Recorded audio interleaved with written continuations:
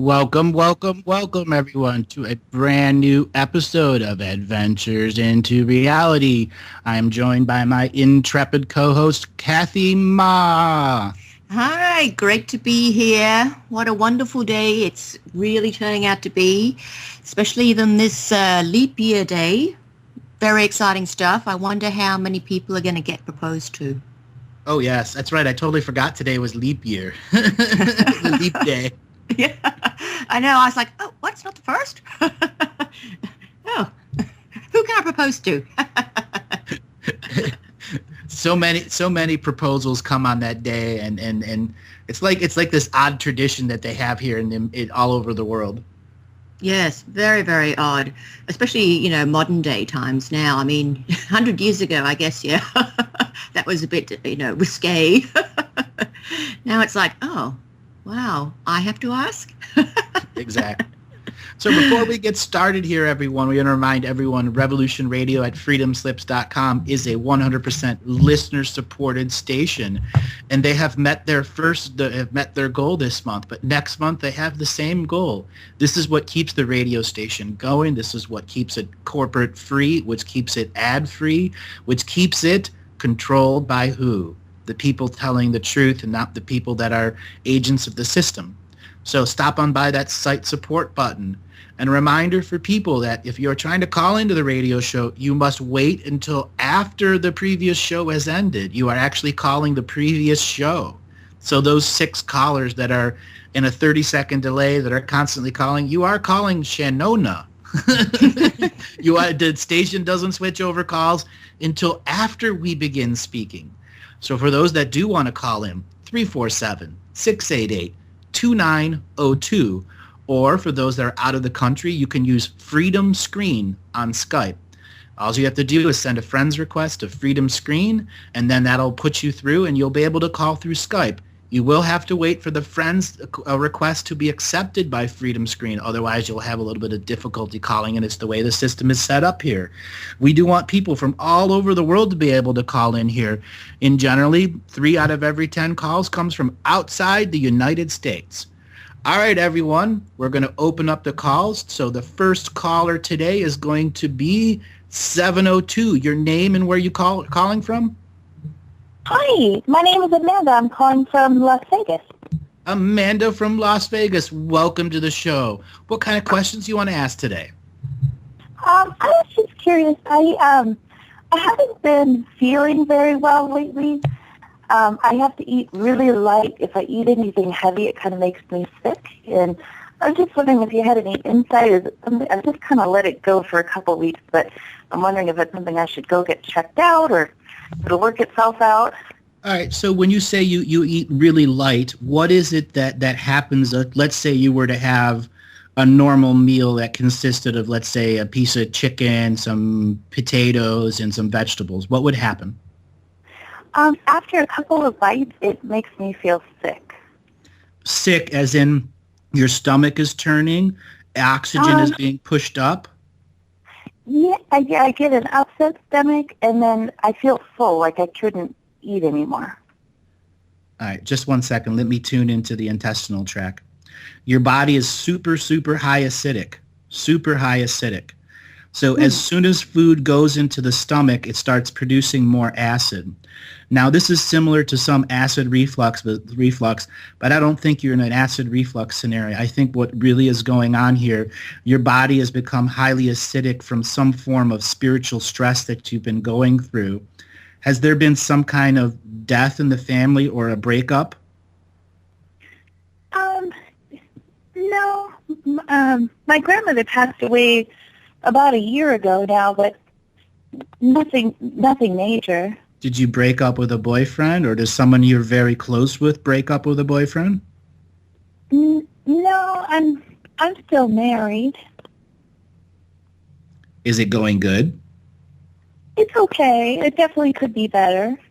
All right. Well, there is definitely mourning energy, mourning the loss of something. There is definitely relationship stress. And then there's some form of spiritual stress that you're going through that is causing you to reject food. And you're rejecting food by creating a high acidic stomach. When you drink water, do you have like little bouts of burping that come, or any kind of like drink tea or coffee that you have bouts of burping that come up? Yes. Yeah. All right. That right there is high acid, high acid, high acid, high acid, meaning Oh. you are not, all the water you're drinking is not pH balanced. So that's the first thing, is to start drinking pH balanced water, or strictly switch to distilled water. Okay. And then the next step is you have to clean the intestinal tract out so that it's no longer producing high acid for a few days or weeks. So colonics, colon cleansing. And then the next level is to determine what's going on in your spirit. And for that, I want to bring Kathy in to do her expression from a feminine perspective, and then I'll have some more layers that I add to that. Okay. Hi, Amanda. When I look at your energy for your body and your health, I would say that to me, it's like you always get a sense of fullness because you're not, how can I put it? It's like you're not expelling enough, not excreting enough, whether it's wee or poo, whatever. So I do totally agree with Andrew with the colonics. I think you need some cleansing out because you've got too much in your body. So when you take more in, it doesn't really have anywhere to go. Okay.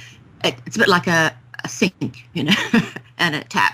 Give it like that, and that would help simplify it in just visualizing it for yourself. Another thing you might want to try is the psyllium husks. You can get it in its pure form and just mix it in water, or you can get products of it, such as metamucil, I think they call it. But you'll notice that the minute you put a bit more, and not just roughage, but a bit more technical things like that will help you, let's call it scrape away a bit, you will find that you actually do poo a lot more, and your sense of fullness isn't the same. Like, it'll take a while. So even if you did this for 2 weeks, you're still not going to feel a huge difference, but it will still be a little difference. And that will inspire you enough to know that you're on the right track. Okay.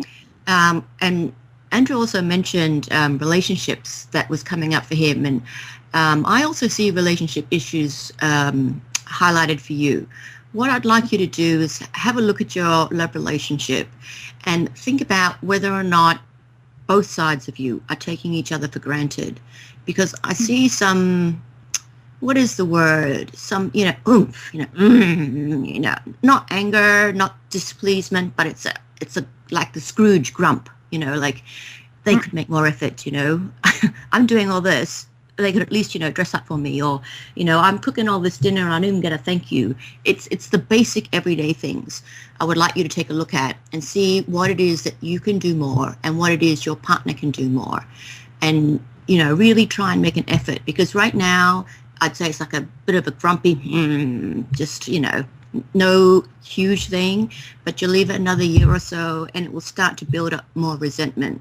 And when you get to that point, it's no easy feat to go back to love zero. You know what I mean? Okay. Mm-hmm. Think of it like Valentine's Day.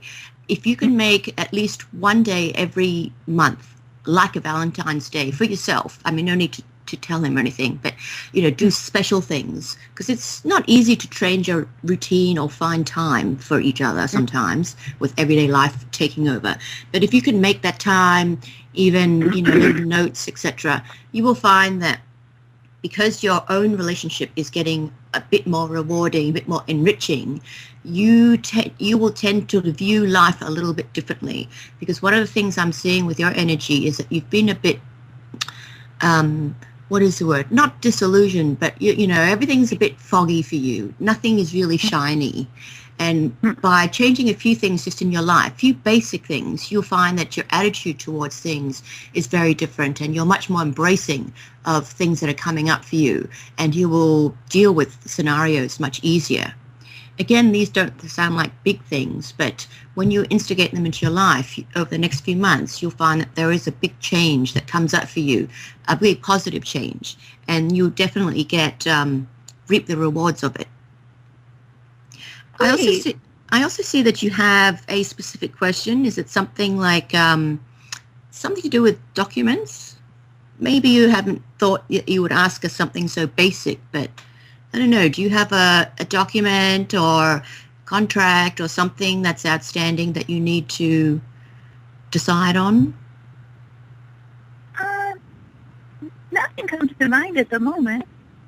All right. Well, if you can't think of it, I'll give you a generic advice to take with it when you do discover it, is look at the fine print, because the fine print is not what you think it is. It's the way they've worded it is very tricky. Of course, they don't call it tricky, but we'll call it tricky for our sake. So you need to get them to change the fine print of whatever legal document you might be signing. Otherwise, you'll get into a situation that you won't be very happy about. Okay. So I got a question now. So what I've discovered in you as I went deeper and deeper into your intestinal tract and determined why your body is producing high acid, why your blood is very thin, very thick, meaning it has high volumes of blood cells but very low volumes of water. So you are not retaining water, even though you may feel like you're retaining water. And what I've gotten you is just disappointment energy over and over and over and over again, stemming back to like when you were 16 and 17. In this overwhelming disappointment energy, not getting your expectation, finding out someone else's limitations creates uneasy energies in you, which creates more disappointment. Is there something that I could do do I need to do some release work then? Or? Yeah, I think you need to do what's called the rites of passage victory feathers. This is where you see your greatest victories this lifetime so that they can start outweighing this judgmental process in your parasympathetic, your subconscious. You don't even realize you're doing it at times. That whenever somebody disappoints you, you get even more disappointment energy that takes away from your co-creative goal of being a person that's in the now, that's living the spirit, that's doing all of the wonderful things that she wants to do with great joy behind her. What are your greatest victories this lifetime? I would say my son, maybe. He brings me a lot of joy, and absolutely. Okay. What personal victories did you have before your son that said, this is the being that I want to be? You really have to go deep into yourself and really challenge yourself to say, what are lessons that I learned that I can call a victory? So that I can begin to balance the pendulum that's inside me, the pendulum that shows disappointment, disadvantage, and not all the beauty and joy that you've had. There is a habit pattern that stops you from looking at your victories. And by looking at them, acknowledging them, and making them sacred in your own expression, you begin to get the pendulum to switch to the other side, where the victories help guide you into whole new goals that do not disappoint. Okay. I didn't realize I was doing that, but definitely something to look at. What is it that you do for a job? I work at the university. Okay. What do you do? A teacher? I'm an advisor for the college. Sorry about that. My phone is ringing. Kathy, you can take over just a second. Yeah. And with your work, do you find that you have a lot of stress around it, or you find it fairly easy? It's actually really easy for me now. I've worked there for a long time, and I really enjoy what I do there. It's fulfilling. Mm-hmm. What about the people that you interact with? Yeah, the coworkers are great. The students, for the most part, they're happy to see me. So it's a pretty positive relationship. Oh, I love the way you put that. Because I look at your energy around work and I like it. It's really positive. I would say, you could go further if you wanted to. That's why I'm asking you how you get along with people. Because to me, it looks like you could step it up a notch if you wanted to. I think that you're very comfortable with what is going on for you right now. So whether or not you choose or want to step it up, that would be completely up to you. But if you did want to, the opportunity is definitely there for you. So you can just put your feelers out and you would have choices if you wanted to change. Okay. Yeah. And if I was to say, better or worse, I'd say, it is a bettering of circumstance in that it's a nice position, there's a bit more pay, a bit more responsibility. But at the same time, on a personal level, you have less freedom because it takes up more time. So it really depends on where you want to go with that. Okay. Yeah. Yeah, that's funny. I've gone over those same scenarios in my own mind. Do I want to give up some of my free time to take on a new role? Absolutely. Oh, yeah. I know the dilemma well because, you can do it, but, it's quite nice to read a book when you or just dilly-dally with the dog.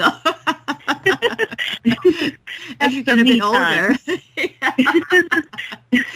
Yeah, but it's definitely a possibility should you so choose it, Okay. One of the things that is worth considering as well is if you do want to go that way, you can always put it out there that you just want to do 6 months, not a full-time, long-term thing, because there are opportunities out there that have time limits on them.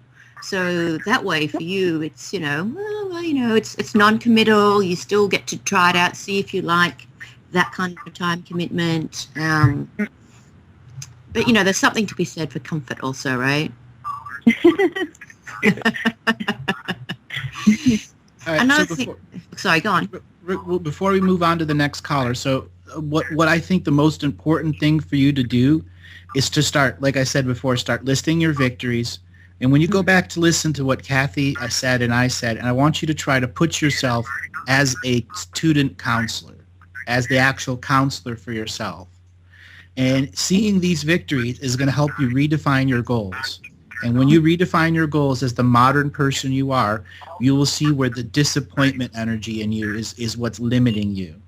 And you have to truly try to see what are the victories of your life, even when you're 8 years old, 10 years old, 12 years old, because those make a gigantic difference in the process of you becoming you at the ever-present moment of the moment. Very cool. I will definitely take a look at that. All right. Darlene, we have to move on to the next caller. Thank you so much. Oh, thank you. Thank you. Have a great day. You too. Our next caller is 612. Your name and where you're calling from? Hello? Hello. Hello? Your name and where you're calling from? Oh, wow. I can't believe it that I did go through. Oh, I'm so happy. I am Javier, and I'm calling from Minnesota, Maple Grove. Welcome, Javier, to the show. What kind of questions do you want to ask? Well, first I want to say that, excuse me, that I want to thank you very, very much for the 20 videos that you had on the Galactic Historian on YouTube. And I want to thank you very much because I listened to all 20 and did answer many of questions that I had. And I want to just say that thank you for sharing that with all of us. And actually, right now I'm very excited that I've been waiting actually for the whole week just to be able to ask a few questions. I have 4 questions, and I'll continue. Okay, just real quick, the 20 episodes. How long ago did you watch them? I believe half of it I listened twice, but I started with number 11, and then I didn't know there were 20, so then I did go back to 1 all the way to 20, and this was about just 3 weeks ago. Beautiful, beautiful, beautiful. So what are the questions you want to ask? Well, here's the one question that I have is, it spells Thoth, Thoth. Does he have much influence with shifting to higher consciousness? Yes, he does. Ooh, I kind of like the nature of this questions. So Thoth is a being that is functioning on all 4 paradox timelines simultaneously. And it doesn't need to be one being on one timeline. It can be 200 in one timeline, 9,000 in another timeline, 28 million in another timeline, and 2 in another timeline. and it can freely change parts of itself to any other timeline with the distinct purpose of its teachings acting as a standing wave frequency of no time. So any other being who is 7-color experiencing in DNA skin suits on Earth in one of the 4 paradox timelines reaches a point where they now allow enough light in their body that they go from low third density to high third density. They will be attracted to the light teachings that are the standing wave throughout all frequencies of time. And there is where all time codes exist. And if a person with light who becomes learned allows more light into their body through martial arts, through esoteric practices, so on and so forth, they get access to what's known as the records of Thoth, which is a map of how he created doorways from one timeline to another. And you will be going through a scavenger hunt process to get this piece of information and this piece of information that puts together an algorithm that helps increase your basic knowingness of the functions of reality. Well, great to know that. I listened to many, and I want to just share quickly is that how I found you is through crying, and he mentioned a lot about his tapes about the Akashi, and I never knew what it really meant until I searched for it, and that's how I found you. And what you videos actually explain many things that I had, that I didn't comprehend at the time. But anyway, my next question is that for better sleep at night, laying down, which cardinal point direction you will recommend? I live in the north side in Minnesota. The reason that I'm asking this is because since I got really sick actually, I've been having a lot of those nights that I wake up in an hour or 2 hours and I am totally soaking wet. Beautiful. Yeah. No. This is really incredible. I want to bring Kathy in here to talk from the medical perspective, her psychic side, so that she can assist you, because there's a huge teaching here, not just for you, but for many other people. Okay.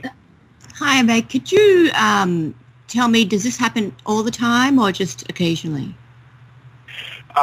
Excuse me. This actually happened about 2 years ago when I got very sick with what it caused was the airborne gluten. My gallery was next to, I probably won't mention the name of that fast food, but the gallery got through holes the airborne gluten, and right after I got really sick, that it put me in bed for 4 months. That's when all started for me. It's about 2 years ago. Okay.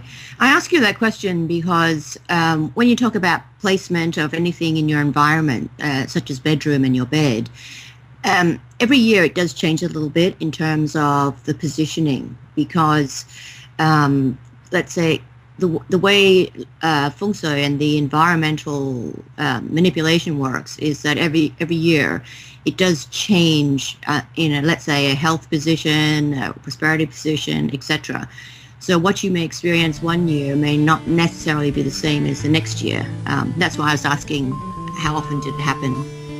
Can you just hold on? There's an ad coming up. We'll be back. Yes.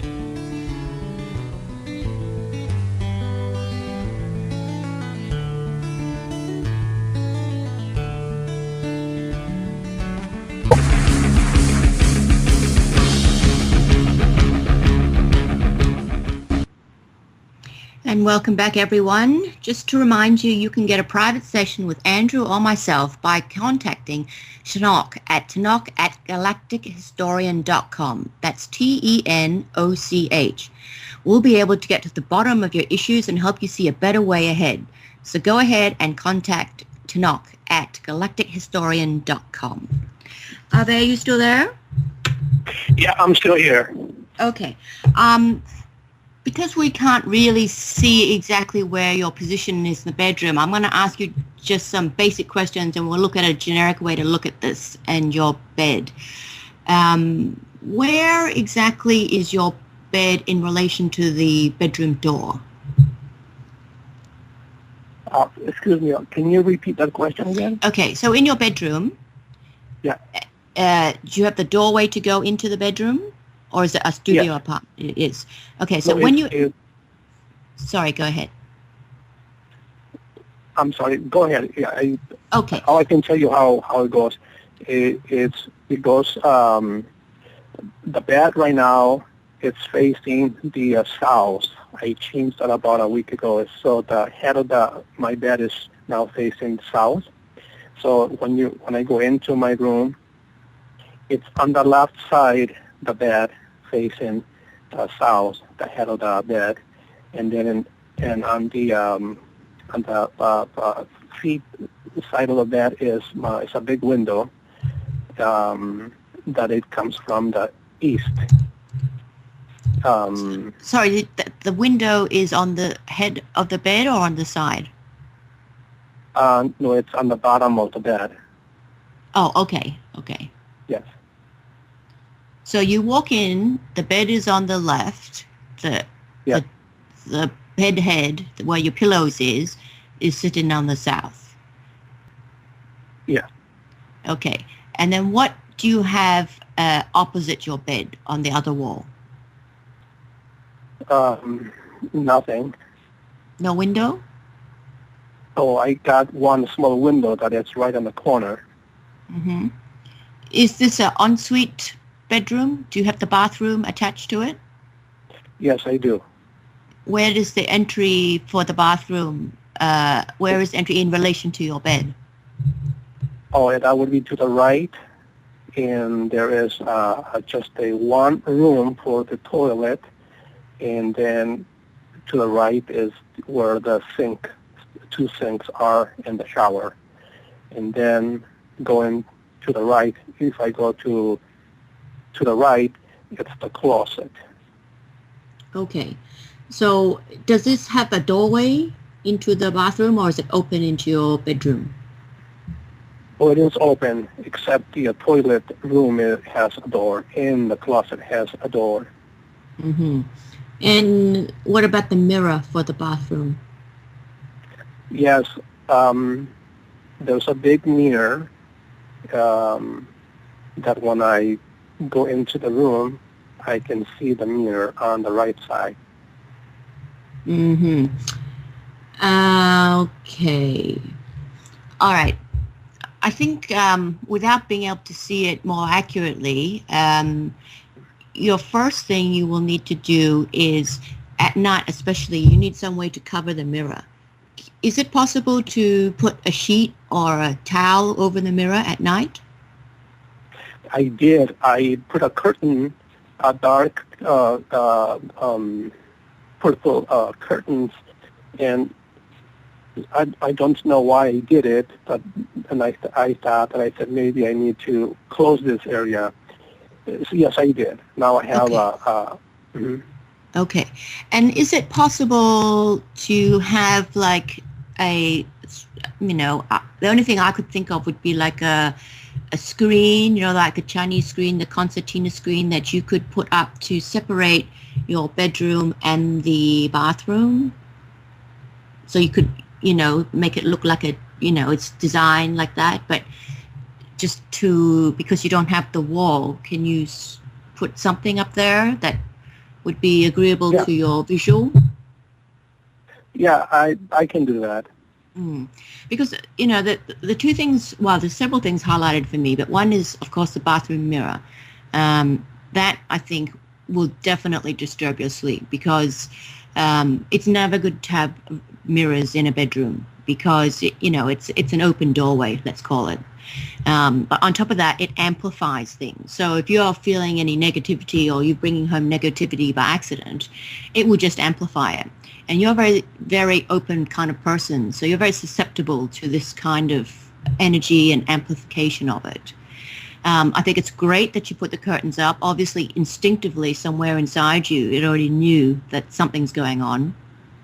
For me, I would prefer it if you could have the mirror somewhere totally different, but I suspect you cannot do that. In which case, if you do need to use a mirror, it would be better if you could use a mirror that's further away from where your bed is.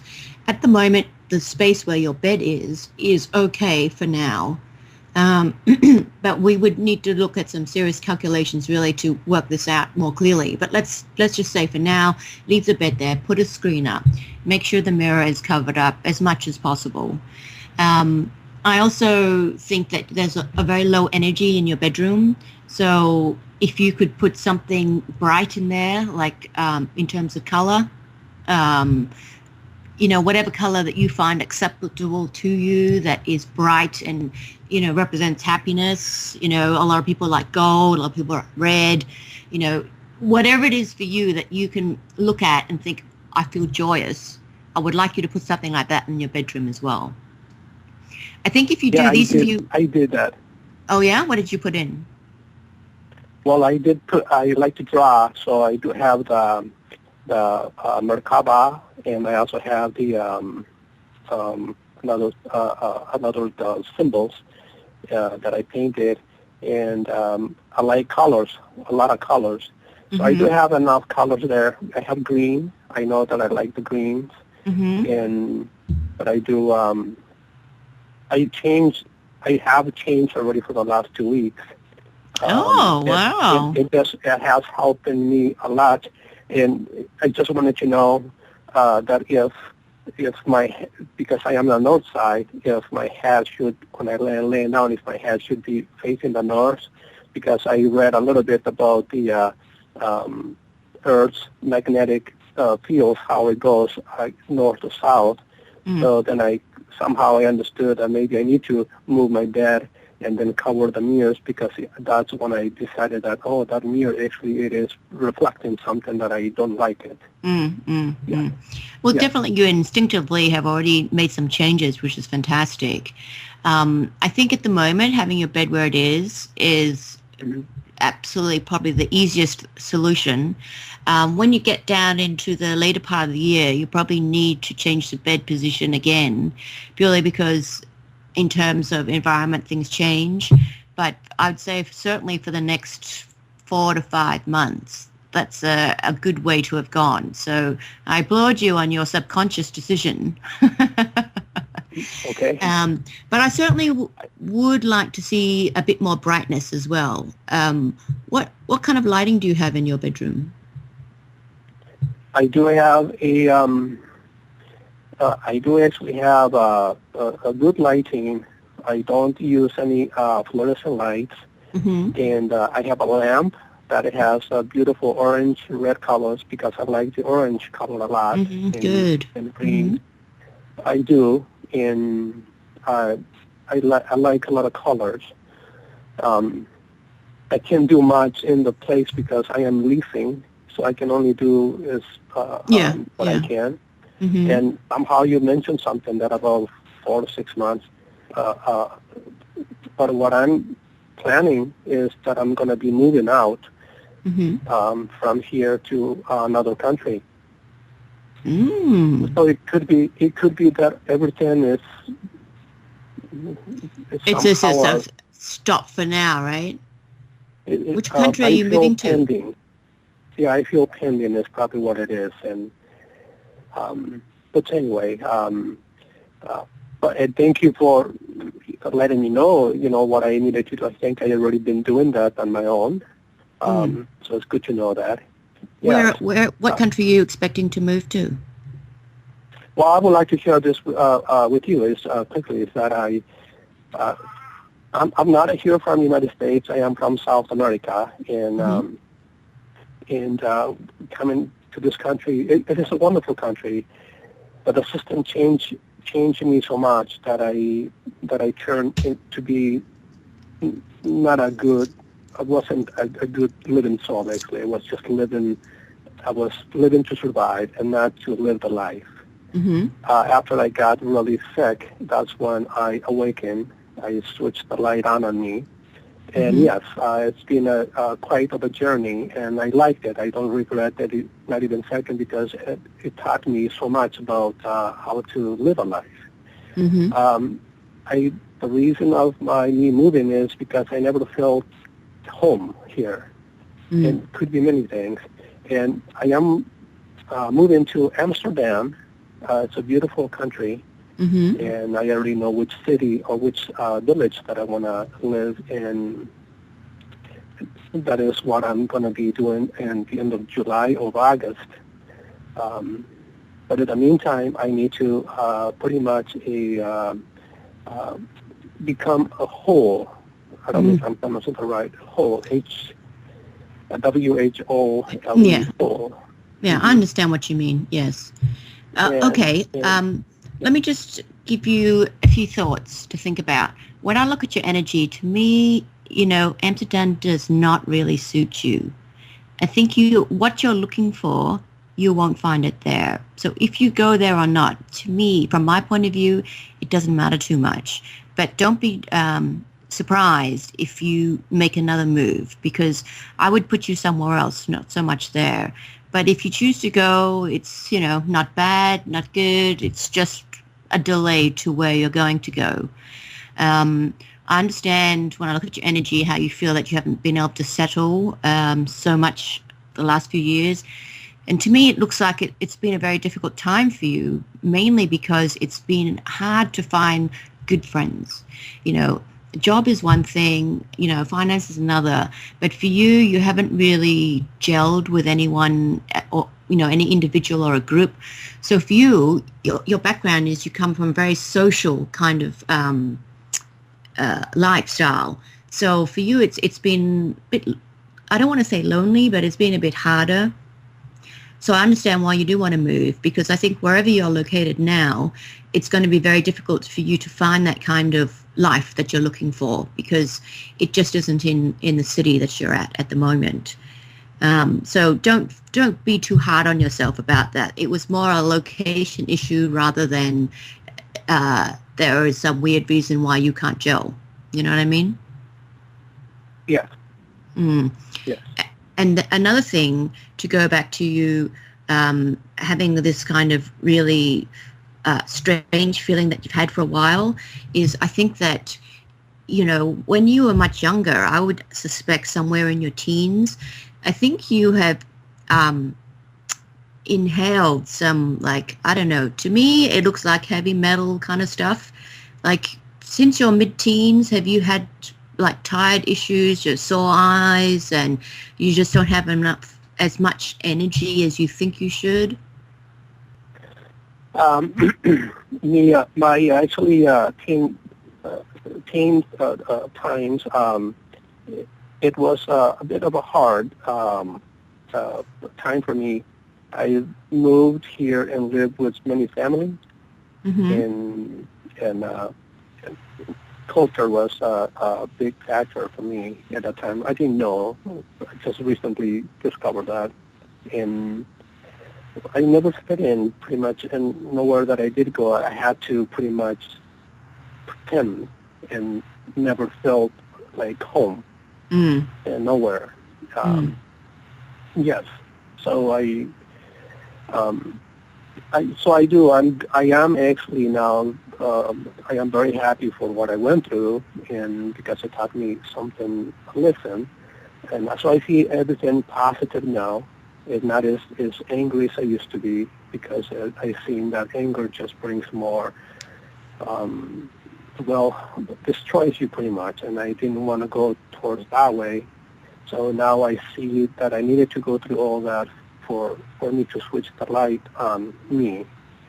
And I love it. It's totally different of what I used to do, but I like it. And you're right, I don't socialize much as I used to, because for what I know now, those friends don't know, and they don't understand why I turn the light on me.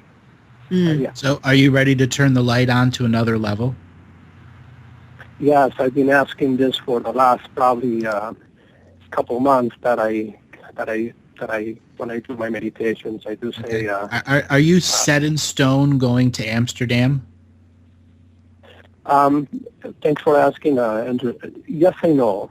I'm not at this moment. I'm not sure, and I have someone there who is actually, she moved there already, and she is actually from Europa, and then we actually learned so much that I can't move there because her, and she can't. I cannot move over there because for her. I need to do this for myself. Exactly. So what I'm going to suggest for you is you look really, really hard at not going, and then replacing the not going and whatever money you would have saved up for that, and going and taking a healing class. I think you need to have these skill sets as part of you in the now, so that when you run into other scenarios, you'll be able to do some healing on yourself. The whole conversation about your headboard that Kathy was on, she's spot on. Your intuition is already there. Now you have to train your intuition with some form of healing process, whether it be Reiki, craniosacral therapy. It's all about what scale and size at which you choose that you want to add more light to your life. Your meditations, your explorations, and the ceremonies that you're doing are doing good for you. The next level is for you to get trained, and then to understand you have a responsibility as an awakened being to upkeep the spiritual work that you're doing through educating yourself, through going out and having experiences, through talking with other people, breaking out of the shell that you have, the self-healing and self-nurturing that it takes to be an alive, awake being in the now. Okay. Healing. Yeah. You need to learn a healing skill. One of the reasons you feel like you don't have a home is because you didn't spend enough time in your mother's womb in a particular area for your soul to bind with. So you came out of the womb feeling that way. And that's part of your galactic history. And that's why you actually used Thoth as your first question. In a sense, you don't belong here. But in another sense, without you here, the rest of us wouldn't belong here either. Everyone is a signature frequency match here. Everyone is here for a reason. To call this place home during the rebirth and awakening of an entire race of beings acknowledging their ancient selves. That's why you're here. To acknowledge your ancient self, to realize home is everywhere in the universe if you should choose to work at that level. Home is where your heart is. Home is anywhere you need it to be. So you need to bond with the energies of Minnesota. For some reason, you really haven't bonded with that area. And you are right. I haven't. I haven't. I've been actually for the last year. The last summer was wonderful here because I got to really enjoy eating outside and being more connected with, I call Pachamama, but it's Mother Earth. Yes. But I've been more connected now than ever. I know I don't have the funds that I used to, but I don't really need much anymore. And yes, you do. You can't sell yourself short. Yes, thank you. You do need more. This is why I'm saying you have to look at that higher education. That higher education isn't college or a university. It is going and learning the hands-on healing skills so that wherever you go in the world, you are bringing your talents with you. You can make money in any country with those healing skills. You are ready. You have earned it. Well, thank you. Yes, many of my friends that they understand, and my family do say the same, that I have something that I knew as a kid that I can do. Very well. I do meditate a lot. And my next question we have to move on to the next caller. Oh, very well. Yes. All right, thanks a lot. You've been a fabulous caller and have been a great teacher for many other people out there. Thank you so much. Yeah, thanks for taking my call. Thank you, Yeah. bye. Okay. The next caller, 614, your name and where you're calling from? Hi, how's it going? My name is Mark. It's great to speak to both of you. Are you both doing okay today? Yeah, we're doing great. And where are you calling good, from? Thanks. Columbus, Ohio. Welcome from Columbus, Ohio. What kind of questions do you want to ask? Well, my wife, she works for the military. We've actually spoken before, Andrew. I spoke to you last November. A private session, though any of it can be talked about out in the open. I don't really care. But she's about to move us, and I've been trying to link up and do a lot of the things that you spoke about with people, and everything's been going really well. I'm just hoping that this move that's coming up for the Army to Savannah, Georgia, is something that's supposed to kind of happen, or a chance for me to take some of the healing I might have got from Columbus, Ohio, and maybe bring it down to that location. I was just wondering. I figured I'd give it a try and see if you guys have any input. So you're going to move, is that right, to Georgia? Yeah, she seems pretty determined. Oh, okay. When I look at your energy, I do see that there is a move coming up. So it probably would be someone like that. I don't know enough about America. It looks like the pictures I've seen. But I think it's a very positive move. I know there's some hesitancy because, the culture is very different, the lifestyle is very different, and you have your own little niche at the moment where you are. But I think for you and as a family unit, it's a great thing that's coming up for you. I think you should embrace it, definitely. You'll also find that everything happens quite smoothly, which is like eerily good. Because I think a lot of things, related to moving, etc., have not necessarily been that smooth for you in the past. So you can take it as a sign, like, wow, it's meant to be. But I think you'll find a lot of lifetime friends there as well, which is what I really love about it. You will just seem to gel with people. You won't know why. You won't be able to understand it because they're really not like you at all. In terms of personality or interests, but you have a nice, good lot of eclectic friends that is coming up, which is going to be fantastic for you. I think for your wife, when I look at her and her move and her career prospects, this is definitely a good thing for her. I think it's a lot of hard work, but once she gets things all very organized, it'll all be settled. But it'll take a little bit longer than normal for her to settle in, but once she is settled, it's much smoother and easier. You'll be able to spend more time together in the end, although at the beginning it won't seem like it. Yeah. So just give her some time, I'd say up to a year to settle in, because she's just going to have so many demands on her time. It's just impossible for her to juggle. But once she's put in her system in place and the routine is down, you will find that this really works out for you as a family. It's going to be great. Awesome. Thank you. You're welcome.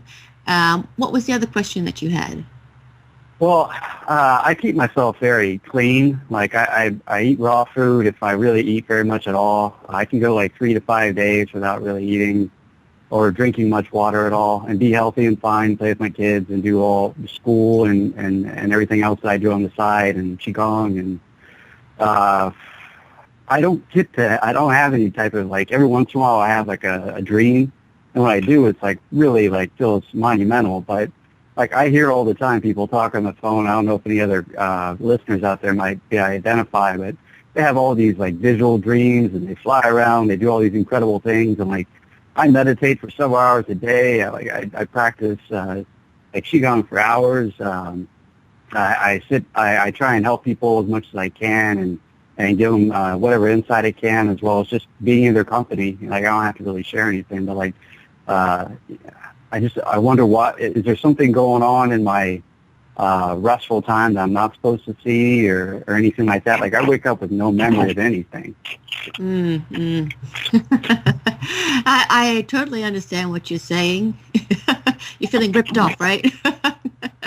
Well, it's just weird. It's like maybe I'm not doing something right, or I don't really need to see anything. But it's just weird. Everyone I talk to, just about everybody, it's like they can do have all this fun and go check all these things out, do remote viewing, and no matter how I try and bust my butt on it, it's like no good.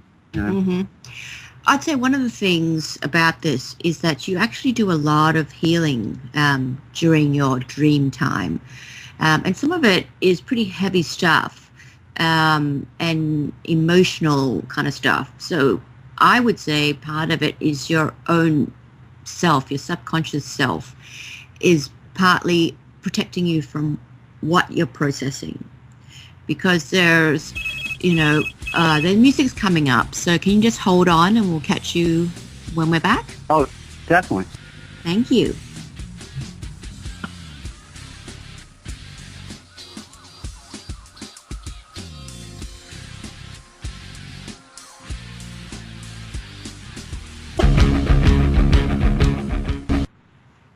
So welcome back, everyone. Thank you for joining us in the adventures through reality, in reality, behind, before reality. We're just everywhere. Mark, are you still there? Oh, yes. Okay, so we're talking about dreaming and your lack of recalling dreaming. So one of the things that when I look at your energy, to me, it's like you are having a lot of stuff going on in your dream world when you're dreaming. But there is a lot of stuff that your body is processing, and some of it is really not super pleasant because you work through a lot of stuff, and it seems to me that there is quite a lot of, let's call it trauma or drama that happened earlier on in your life, maybe even around the birthing process that your body keeps processing. So it's not actually particularly nice to remember all the dreams that you are having. I think it's part of your body's own self-preservation why you don't always recall all of the most of your dreams. I have a couple of questions I want to ask that are related to that. When you wake up in that twilight of fog, do you even have a grasp of a dream or nothing at all? Most often I don't. Sometimes I feel like I'm looking in on something that's going on maybe in another time or place, or sometimes I'm just brought in for a minute or two to deal with the situation, it feels like. The other day I was brought in front of a community and asked to explain myself, and it was me, but it wasn't my situation, and I was fumbling through trying to explain what was going on, trying to grasp what the situation was. It wasn't anything that built its way up, explained itself. It was almost like I was called in, hey, can you help me with this or fix this? It was weird. But other than that, no. Not so much like you were facing a council to account for yourself, more like you were not an advisor for something. Something. I obviously stepped into whatever situation that was, so it was me actually addressing people, but it wasn't any situation I understood. Really, I just had to grasp it real quick and then try and move through it. I looked at it as a lesson learned, but those are the only things that I kind of remember are things like that. I don't really remember when I wake up out of a dream. It's not like I remember anything, especially nothing cool like everyone else seems to bring up. No flying. Yeah, nothing no really interesting. Yeah. It's like you're kind of put into the line of fire, fix this or find a solution or explain yourself, and someone tells me what the situation is, or somehow I grasp what the situation is, and I try and explain myself. And it's usually I have to talk to people and tell them, hey, I didn't mean to perpetuate that view of somebody. Somebody was upset that I continued some sort of rumor about them, and I was brought before a community about the whole thing. To me, it seemed ridiculous because it doesn't make any sense in our day and age, to be brought forward on something so petty in front of a community. So I figured it was something in the future or a different reality or different time. And I'm really bumbling around, stumbling, trying to explain myself, and people are laughing at me, and some people are smiling, some people are mad still. But I just try and make my way through it and take it seriously, and then afterwards I'm taken out of there. I just wake up and it's over. Yeah. I would say that, the big reason why you don't remember things in your dream or you can't seem to recall it is there's a lot more going on than you realize. But that part of it, I'll wait and let Andrew go further with that for you. But certainly don't feel like you've been ripped off. You are definitely out of your body for a lot of your dream time. Oh, okay. So it's going on, you just don't realize it right. Okay. Well, You that works for haven't been me. left on the lurch. But one of the things that for you, I would say if you really want to start remembering dreams more, is you could put a piece of fluorite under your pillow. It's not necessarily a big dream crystal, but for you and the energy that I'm looking at now, that would probably make a bit of a difference for you. Like it's like a kickstart. Yeah, it's like having your starter replaced with better spark plugs. Okay. Some platinum rated spark plugs there. All right, so I have a couple layers to add. So you're practicing qigong, martial arts, you're doing meditations, and that's a lot of discipline, right? Mhm. And Right, and pretty much raw food. I don't eat any. Oh, sorry. Go ahead. Yeah, well, so all of that you need to redirect into your dreams. So when you're doing a qigong workout or you're doing a meditation, it has to be focused on you getting results from your dream world. One of the reasons you're not having any dream world is you are not literally applying the qi to it. Your dream world is very ephemeral, very temporal, and very difficult to remember because it's not been solidified into your body. So when your dreaming body is going through a creation process and you go to sleep each night, the I am presence leaves the left side and the right side of the brain. It stops functioning in the sympathetic side and then allows the parasympathetic to take over and create sleep space, which then you go into sleep paralysis. And all of your chi is stored in the body. And then your I am presence connects into your dreaming body, which is in your intestinal tract. And like driving a car, it leaves the body and goes out and does what it does. When it comes back, it has all of this excess information that is ephemeral, non-temporal, and it has no place to download into your body something that's such light energy because you have been practicing such dense energies. You are densifying yourself, and not in a bad way. You are practicing all of those skills to better yourself. You now have to let the light in from your dream worlds. This is where you should begin to create your own guided meditations where you record your own voice so that during your meditations, you are guiding your dreaming body to create and your physical body to create a space inside your cellular memories for your dream space to have reality existence in which you can begin to touch with your mind. Okay? Before you go to sleep, you need to give intentions that I am connecting to my dreaming body. I am sending the day's workout of energy to my dreaming body. I am funding my dreaming body with my density of discipline. So it may begin to train and etch out a space in reality so I may feel my dreams, touch my dreams, interact with my dreams, be awake in my dreams. Then that first 10 minutes in the morning, that is where the discipline master that has created all of these frequencies within you, you must go into that meditative moment. Go into those moments of chi breathing in that first 10 minutes, that deep inner energy, and allow the dreaming body to naturally come into the garage door, let the garage door close, allow the information to be uploaded to your body, and allow yourself even to drift back to sleep for a minute so that you can re-continue the dream. We've all had those experiences when we were young and we had to go to school and someone woke us up in a dream and we put our head right back down and we continued that dream. Mm-hmm. You have that right. You have that ability, but you must become disciplined in using it. So you need to redirect yourself. And, the fact that you go in 3 and 5 days without eating food, I'm going to say that you need to stop doing that to get your dreams back. Your dreaming body is in your intestinal tract. It needs fuel also. You need to start creating your dreaming food, something that is you create with your own signature frequency of cooking, and then you do some form of qigong workout that is devised by the end. You are putting that qi into that food so you can consume it, so it provides qi energy directly to the dreaming body. So the I am presence can enter it and go off into the dream world.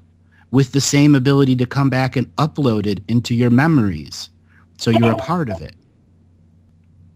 Okay, that makes sense. Okay. So any other questions that you want to ask? Just you had pretty much the same take on the move to Georgia. I'm guessing there's nothing. Yes. Like I didn't know whether or not I should stay with.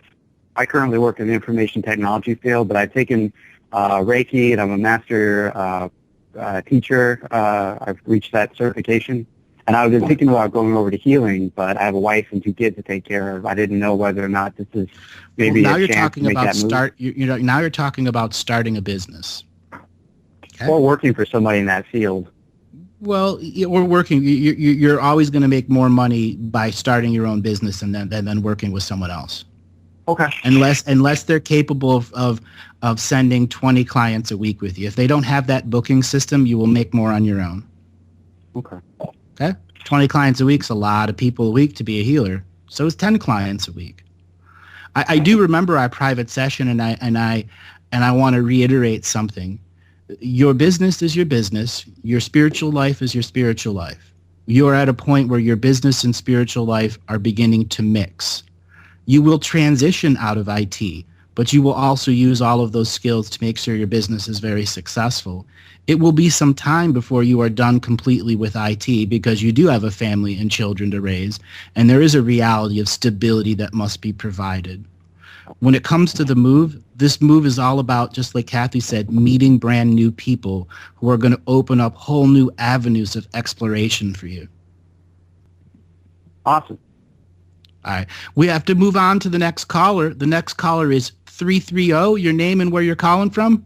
Oh, my God. I'm Terry from Ohio. Hi, Carrie from Ohio. What kind of questions do you want to ask? I want to know, I guess more than anything, like where I originated from and why am I in Ohio and where I should go next because I feel like I'm supposed to do something. I don't know what it is. Okay. So how did you find out about me? Oh, I've listened to every single one of your YouTube videos and stuff for just months. You're just you just blow my mind constantly. And I've really learned a lot. And and I also wanted to find out, I know I'm like an hour from Cleveland, and I know you grew up there. And I was just wondering, I'm a real rock hand and into making organite. And I was just wondering if there's any places that you know that I might be able to go and look for rocks up there too. Oh, there's plenty of places to go and look for rocks. So first thing first, I'm going to look at your galactic history and what brought you here to this world. Let me tune in here. So 81,000 years ago was your first representation of coming to this world. You came to this world as a vegan, V-E-G-A, Vega, from the star system Vega. They're a very ephemeral type being, temporal type being with time travel, as well as physical ships and mystical ships also, which are creations of celestial minds. Several different planets will come into a celestial creation and create a celestial vessel in which the Vegans will take over, and then they will begin to seed vegan concepts and life on different planets in a very positive way. The Anunnaki did it in a very negative way by gene engineering, where the Vegans went from world to world to world and didn't represent themselves as God, and brought teachings so that the natural order and cycle of the people could be honored and their traditions weren't lost. 81,000 years ago, you somehow made it here as a vegan exploration vessel that made it past the time frequency fence that was here. So it was something that was guided here by the planet to bring your individual signature frequency of teachers along with the people that were on the celestial vessel, which are about 2.5 million beings. You went to Pumapunku. Hold on, I have to filter some of this information here. Pumapunku was this place where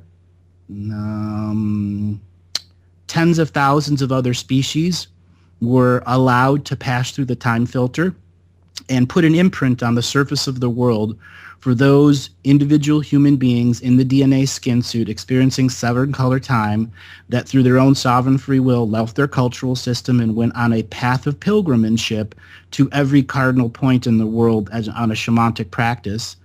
They would then have the final portal that opened them up to the Bolivia highlands where they can then pilgrimage.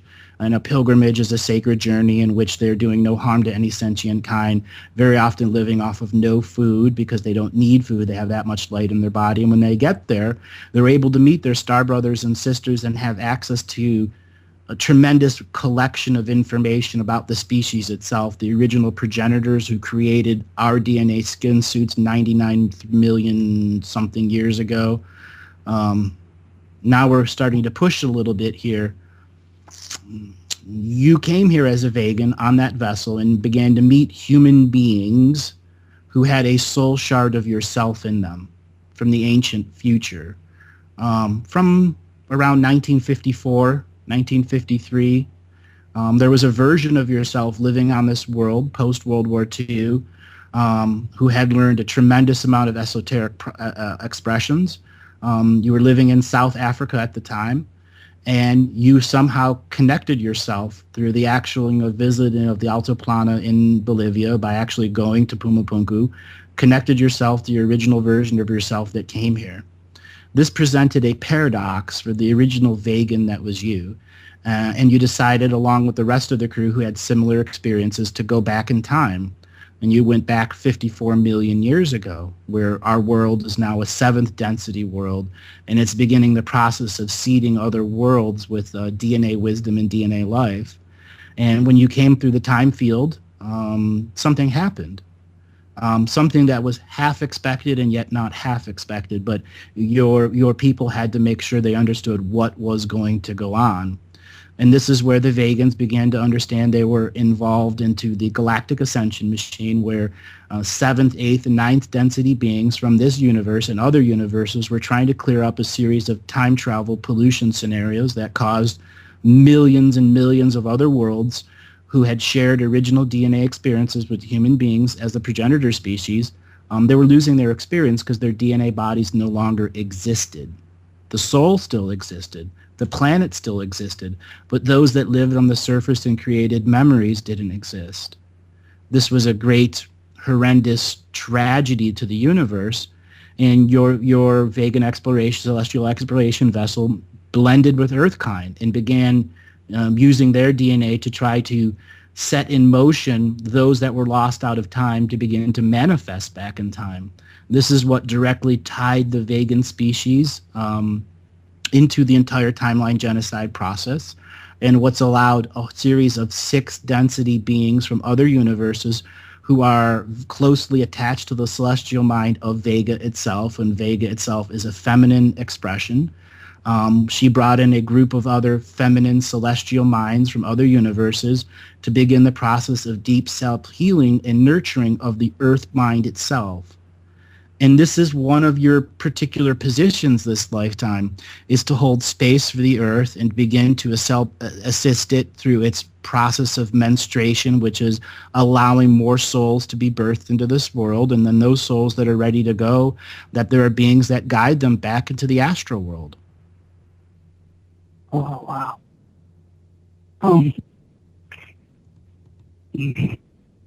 So what am I supposed to do? I'm like Earth Mother type. I like to grow stuff. But I'm real independent. And I don't, do you see me, like, something specific direction I should go? I kind of have been, Well, growing crops is the most basic connection that you can have to the earth. And that's something that's going to be a regular part of your life. I think the next level of your life in exploring what the Earth Mother is to learn to do ceremonies that honor the earth, that give energy to the earth, for you to get maps of the earth and begin to look at the areas and begin a geographical remote viewing of Germany, Italy, Kazakhstan. If you don't have remote viewing skills, learn them, where you just look at a place and go, what happened there? What wounds can I begin to send healing energy to? And all you have to do is visualize, these rainbow clouds over that area that has negative energy. And that puts you on the first step to what's called grid working, where you're not working on your local grid around you, that you're working on the earth grid. And you are trying to add your love and light energy, your knowledge energy. You know something about planting. In your mind, you can go to a mountain in the middle of nowhere where no human beings exist, and in your mind plant seeds there that you know full well will take root because your mind will give them water, will give them love. You are then co-creating with the earth mind. So planting seeds through the remote viewing in a ceremonial expression, beginning to look at the buildup of energies around cities and ways that you can assist the energy to flow somewhere else, beginning to learn dowsing rods so that when you aren't working in the bigger scale of the world, you're working at the lower scale, allowing more energy that is around you to be guided to where you do your practice or where you live or the types of plants that you want to grow great. Knowing where the energy lines are around you, the ley lines, becoming a practiced person in self-discernment when dealing with ancestral beings that live on your land, learning a shamanic path that allows you to work in equal co-creation with the seen and the unseen world. Yeah, awesome. That's what I've been, these are all things I've been just studying, and much as I've had time to, just passionate about it, I haven't done it. Your other question is about rock hounding. Yeah. So I want to bring Kathy in here to talk about business and then eventually crystals. Hi, Carrie. Hi. When you say rock hounding, what does that mean for you? Well, I just realized, I'm like a antique dealer and kind of a, junk hoarder, and I have many collections of many things, and I grow bonsai trees, and I have this rock collection now. There's crystals that I've just been pouring over books, and just, gemstones is all I want to deal in anymore, and it's just been really fun and incorporating into the organite. And I realized I've been doing it since I was a kid. In Minnesota, it's like, Red River Valley, it's like there's no rocks there, and I'm a little kid. Mom and Dad are going away from, where do you want us to bring you back from our trip? And it's stop at the rock shop, It's like, bring me some rocks, So it was the first one I collected, and Hang on. Now Could you just hold on for a second? The ads are coming up, and we'll catch you when the show comes back again. Okay, sure. Thank you.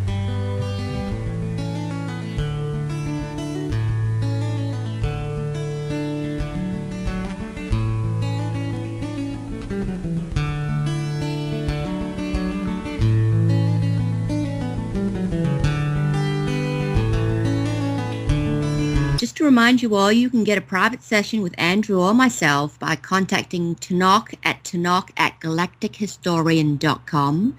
That's TENOCH. And we'll be able to get to the bottom of your issues and help you see a better way ahead. So go ahead and contact Tanoch at galactichistorian.com. Kara, are you still there? Yes, I am. Hi. Thank you for waiting. So to summarize just a short thing, so you are a rock collector of all types, any everyday rock to gemstone to whatever comes out of the earth. You've been doing that since you were very young, including getting your folks to bring you back rocks from all over wherever they travel. Is that right? Right. Mm-hmm. And are you wondering what you can do with this for future, like a business type of thing, or what is your rock collection going to expand to? What is your focus there? Well, I had so many different ways I could go. I've been pretty much independently self-employed for 30 years, and I lost my husband, in 2012, and then my dad and my best friend killed himself. So I lost my three favorite men, in the beginning of, or in the first half of 2012. Right. And I'm having a hard time sort of moving on. Mm-hmm. Yeah, I totally can understand. Mm-hmm. Yeah. Okay, so I had a relationship after that, and then I just had this, my awakening sort of happened all at once. I just went crazy and broke up with him, and that was, and then by the time I wanted him back, he was already moved on, and I just can't let go. It's been years, and I just can't let go and let myself just be happy and find somebody else. And I just want to know if there's something I can do about that. Okay. Wow. You've been through the ringer. I can see. Okay. Let me address the relationship part first. When I look at your energy and the ties that you have to your ex, to me, it looks like there is a lot of, in a way, we could call it non-closure, to put it simply. There is a lot of stuff that you wish you had said, but you didn't get a chance to say. But truthfully, you won't get an opportunity to say it again out loud to him. So one of the things that I think you could consider doing is write it down. Write down every little thing that you want to say, whether it's a big thing or a small thing. And take your time with it. Take a couple of weeks with it. And then when you've completed that and you're quite satisfied with the words that you wanted to say, and even if it's, I'm sorry, and I was confused, or I hated you then, or I miss you so much. I mean, whatever it is that you need to say it all. And then once you've finished doing that, and take your time with it, there's no rush, then I'd like you to do one of the fire ceremonies and burn it. Speak it to the fire. I'm sure Andrew will expand upon this later. But then you will find that when you've completed that kind of process, you'll be done with it. Until you can get that out, actually say the words, write them down, get that out into the world, you're always going to have this sense of unfinished business. And one of the big reasons that you miss him is not necessarily because it's him, it's you miss what you had. And I know that is, your mind is going, no, you don't understand. And in many senses, only you will ever know how that feels. But just let that sit with you for a little while, and you will start to see that it's the relationship that you had with this person, the strengths, the warmth, the companionship. That's actually what you miss more than the actual person. And when I look at your energy, I will see, what is the word? Let me put it like this. When I look at your energy, there is someone else out there for you. The time is just not there yet. So just be patient. Don't think that was your one and only chance of ever having that strong love, or what you would call perfect love. There is something else coming up for you. You just need to be patient. You're not quite ready in terms of energy, or let's call it that place yet, but you will be soon enough. And this will happen in under 3 years. So it's not far away at all. I'm giving you a very big time frame because I can see by looking at your energy that if I give you a date, you will put it on your calendar. And I want you to think of it more in a general thing. I don't want you to fixate on exactly when. Just know that it will happen in that time frame. So there's no need to waste more energy or time or consciousness thinking about it. Yeah, great. Yeah. And I also look at the energy with you and your ex and say to you, you know what? You did the right thing. Don't live in regret, which you have been on and off. At that time, you couldn't give him what he needed, and he couldn't give you what you needed. And that's just the way it goes sometimes. But before you both changed, in the existence that you had, it was wonderful. But now you're morphing into something else, and there's something more to come. So just know in your heart that that's going to be coming on. Okay? Okay. And then going back to the rock thing, I forget that, rock hounding, is that what it's called? To me, it looks like you can do something with it if you wanted to look at a little business, just a side thing, because I think you would find it very difficult to part with your rocks. This is true. You know, like, so if we're being realistic, you could do something small and, you know, even just, but do it online. Like get one of those off-the-shelf programs, just do a little website and just choose your least favorite rocks that you're willing to let go of. Because you will find that you do have some success with it, but the reality is, you know, you just can't part with them yet. So, or possibly ever. But it's a possibility if you want to do it. So you could start on a small scale and see how you feel about it. Succeeding for you isn't going to be the issue. It's whether or not you can let it go, or let these little, they're like family to you, you know. I don't even know what you call it, family members. Yeah. Blankie type things. Yeah. But if you wanted to do that, it certainly is a possibility. But then, you know, it's not without its own challenges emotionally for you. Mm-hmm. I want to talk a little deeper about the healing that's going on. You lost some people that were very close to you, and you know you're having a tough time moving on. Yeah. Okay. So I want to do a little bit of a healing on you right now.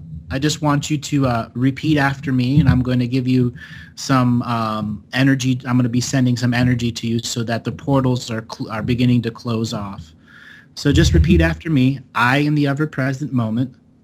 I, in the ever-present moment. Choose to acknowledge. Choose to acknowledge. The mourning and loss that I've gone through. The mourning and the loss I've gone through. It is time for me to let the light of joy and happiness in. It is time for me to let the light and the joy and the happiness in. For all those that have left me during this time. For all those that have left me during this time. I engage my sovereign rights. I engage my sovereign rights. As a being born to Earth Mother. As a being born to Earth Mother. I summon the portal of transition to the other worlds. I summon the portals to the transition to the other world. I share it with all those I have lost this lifetime. I share it with all those that I have lost this lifetime. I act as a medium. I act as a medium. From Earth Mother. From Earth Mother. To all beings ready to pass over the Great Divide. To all beings ready to pass over the Great Divide. And begin the journey in a different form of light. And begin the journey in a different form of light. For those I hold close to my heart. For those I hold close to my heart. That I have lost through trauma. I have lost through trauma. From my heart now. From my heart now. Beams of light. Beams of light. That connect to you. That connect to you. Who has committed suicide. Who has committed suicide. So that you can see your doorway. So that you can see your doorway. Out of purgatory. Out of purgatory. And return to the light. And return to the light. I act as the celestial medium. I act as the celestial medium.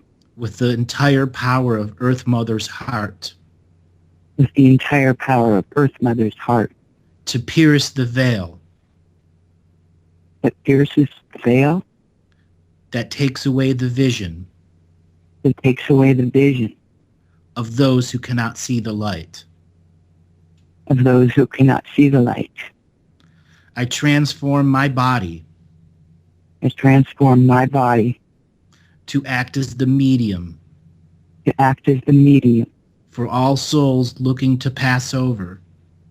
For all souls looking to pass over. Or who are trapped in some other dimension.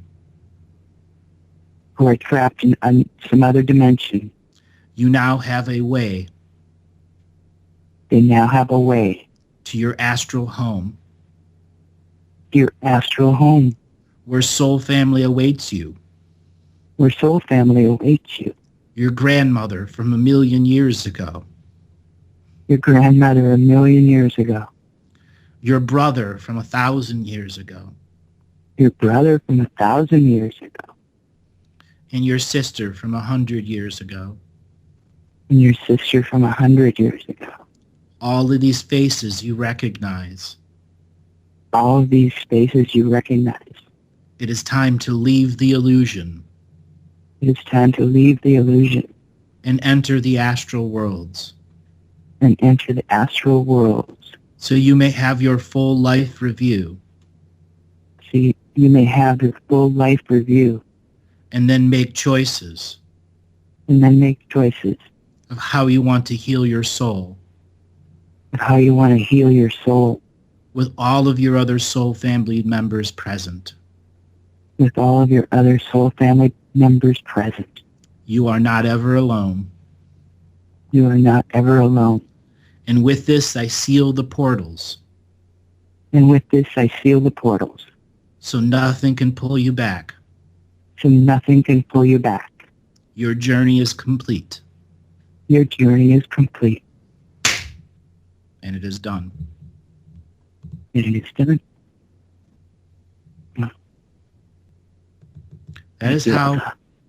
That is using the power of the earth and the power of wisdom and the power of knowledge to act in the sacred neutral, to bring about healing for yourself and any other beings that were connected to you or anyone that was listening to the audience.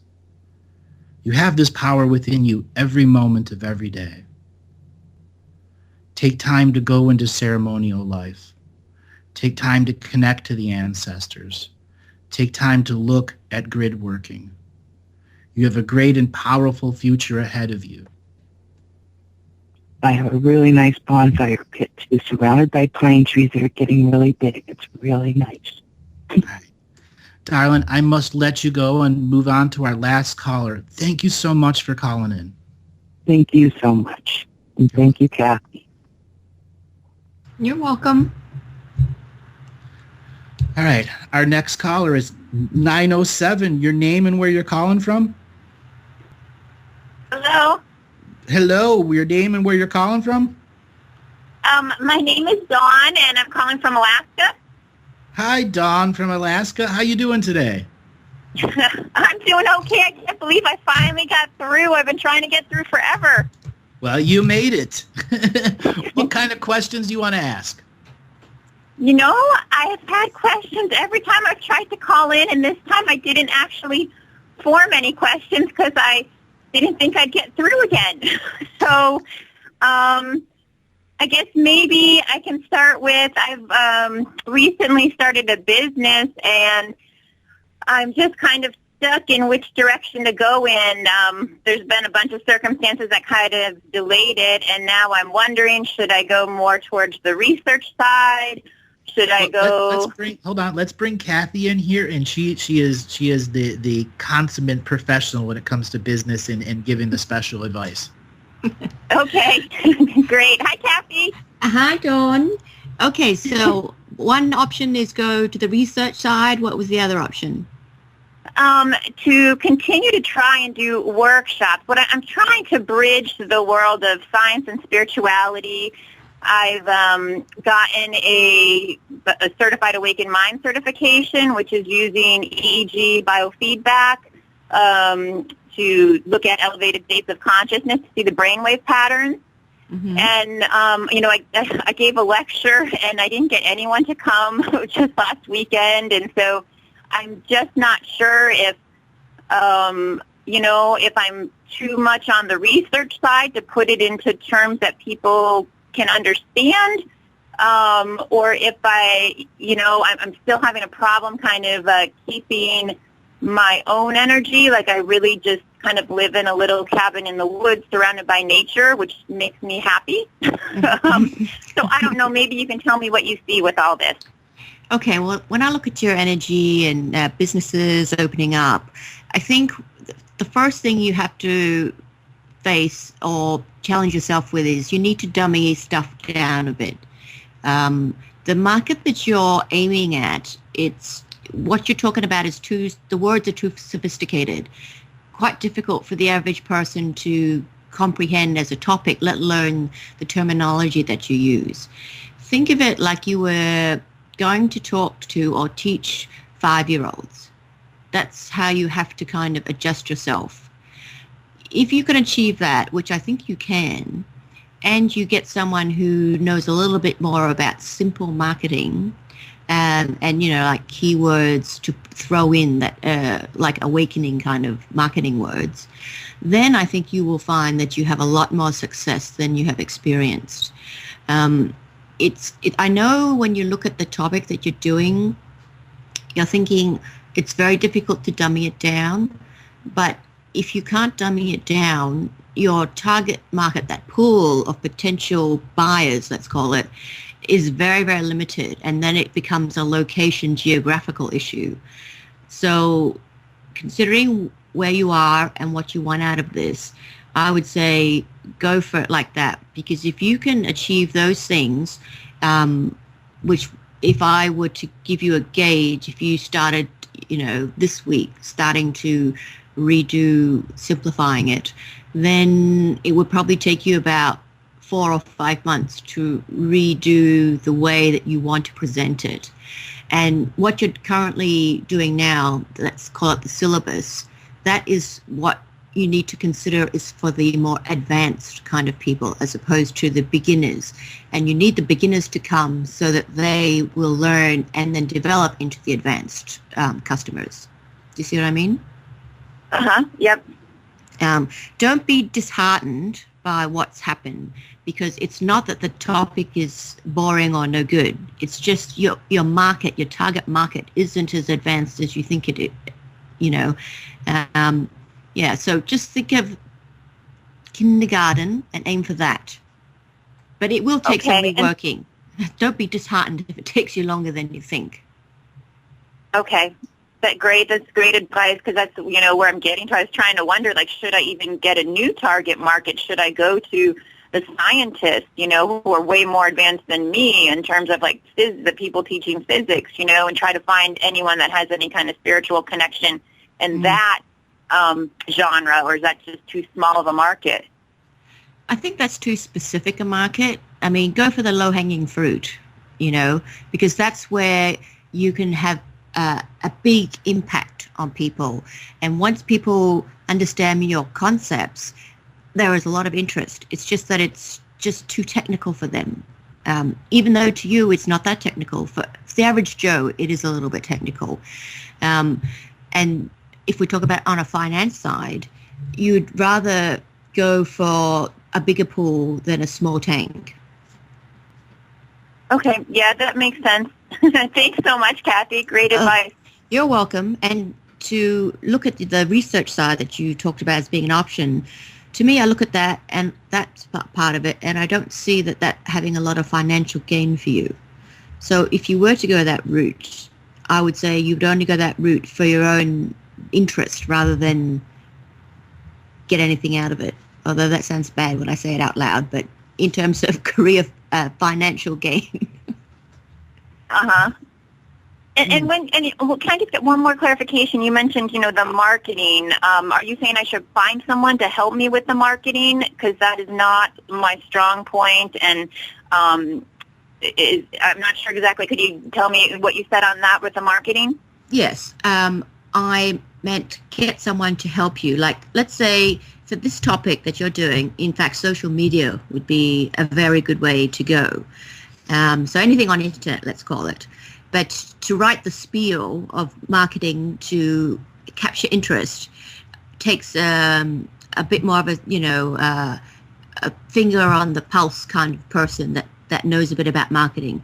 So I would look for someone who doesn't have to be a big marketing firm. It could even be someone in high school that does a lot of stuff like blogging, but someone who has some experience with putting out messages and that can give you some guidance on some key marketing words. I mean, for you, this is a very pure work, and you would think, oh, I can't possibly put in all those words because it's too hardcore. I mean, but you need someone that's going to help you insert words or phrases in there that is a bit hardcore for you, because you won't be able to come up with those phrases yourself. Yeah, and I mean, that's spot on when you say that, because I know, I look and think, I don't want to, I have this almost like a moral issue with manipulating other people with my words. I always want them to come to their own decisions and conclusions. And beautiful, so I think beautiful. That's Hold on, let me pop in here real quick. You just said something. We only got a couple minutes before it goes on. You need to transition from doing your stuff and from a live audience to no audience at all. And this is probably going to be a gigantic challenge for you, because you do feed off of the audience. If you can discipline yourself to begin to record yourself with one video camera and a decent looking background where you're your own person, you will be far better at teaching courses that people can go to in the bigger marketing concepts. So when Kathy was telling about the marketer and the person to come in there and do the right thing, it's so you have everything on the checklist that makes sure your product is going to go to market and has the common 100 things that are supposed to be there, because there is a stuff that if you miss, it really screws up who orders it. Okay. Okay. Focus on no audience, so that you can begin to get into the full flow of the material you're trying to present. And when dumbing it down, you do have to dumb it down to the lowest common denominator. When I put together products or I'm doing, galactic history stuff, I have it all in my head. You have it all in your head. But for people to understand it, there does need to be some form of body linguistics. This is where transitioning into video will assist at your high concepts being understood at the body level from people who are intelligent, practiced, and studied, and are triggered by your marketing words to either watch the free video or to get into a paid scenario. That is where your marketer will help you transition by having all of those words in place, by having those things that people expect in a product in place, so that when they want to go buy it, the price range that you put in the material you're giving them gives everything that they're expecting, even though if they don't know they're expecting all these things. Okay.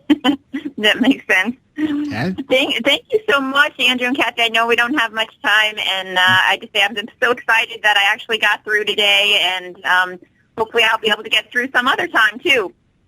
So I got a question for you before the music comes up. What is it that you really want to do with this presentation? Who do you want to connect to?